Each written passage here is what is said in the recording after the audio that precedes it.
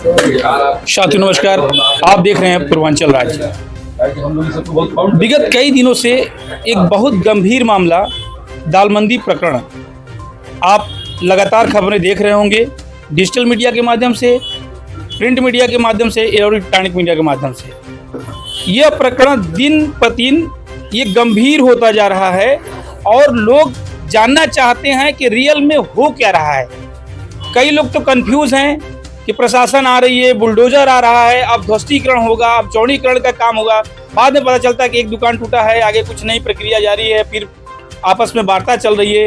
आज वार्ता हुआ है जिला प्रशासन और व्यापारियों से, उसी संदर्भ में आपसे जानेंगे क्या वार्ता हुई और क्या निकल कर आया और आगे क्या रास्ता बन पा रहा है या नहीं। आपका परिचय? मेरा नाम फारूक खान है, नेशनल व्यापार मंडल अध्यक्ष जी। आज वार्ता हुई है जिला प्रशासन से और व्यापारियों की, उस संदर्भ में बताएं। हाँ, तो हमारा डेलीगेट गया था और मेरे यहाँ तो कुछ दुकानदार और मकान मालिक भी गए हुए थे।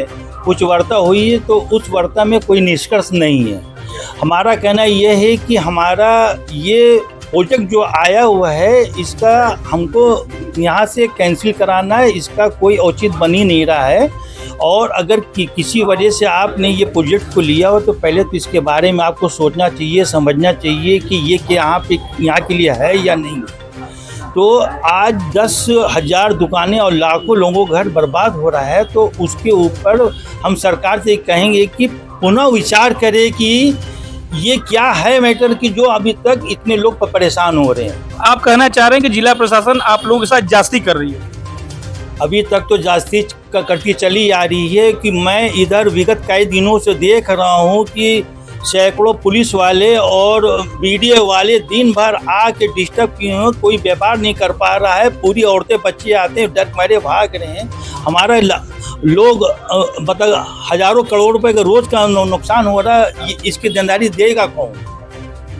जैसा कि जानते हैं कि जिला प्रशासन के माध्यम से सरकार को आपकी जो बातें होती हैं जाती है और आपके अनुसार लगातार व्यापारियों के साथ उत्पीड़न किया जा रहा है। आज के वार्ता में क्या लग रहा है कि आगे आने वाले दिनों में सफल हो पाएगा या फिर आप लोग कुछ विशेष करने के मूड में हैं? देखिए, ऐसा है कि अभी फिलहाल कल उन्होंने डीएम साहब ने बुलाया है, तो मैं खुद जाऊंगा और उनसे वार्ता करूंगा।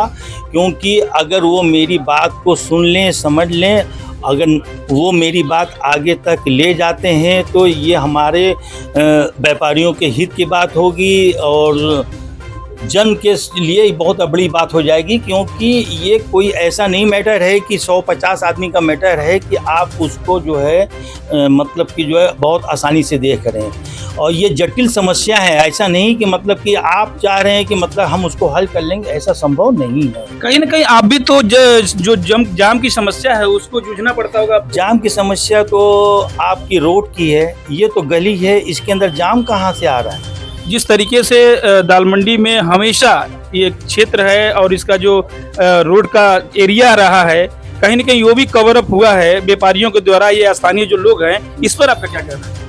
मेरा कहना ये है कि ये व्यापार की गली है, कस्टमर तो आएंगे ही, और जब तीज त्यौहार रहे तो भीड़ तो रहेगी ही।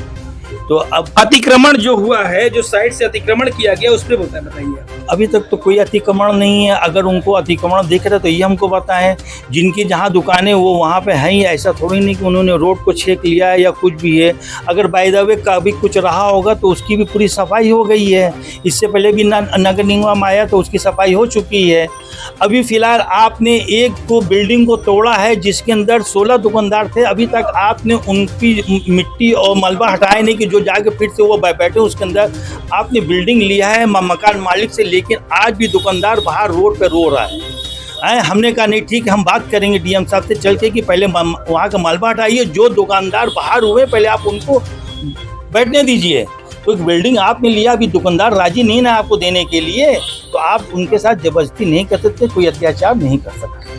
तो आप थे हमारे साथ व्यापार मंडल के प्रतिनिधि, जिन्होंने बहुत ही बेबाकी से अपनी बात रखी और अपनी गुहार लगाई सरकार से। अब आगे देखेंगे कि इस क्रम में सरकार कौन सा निर्णय लेती है जिला प्रशासन के माध्यम से। वाराणसी से कृष्णा पंडित, थैंक यू।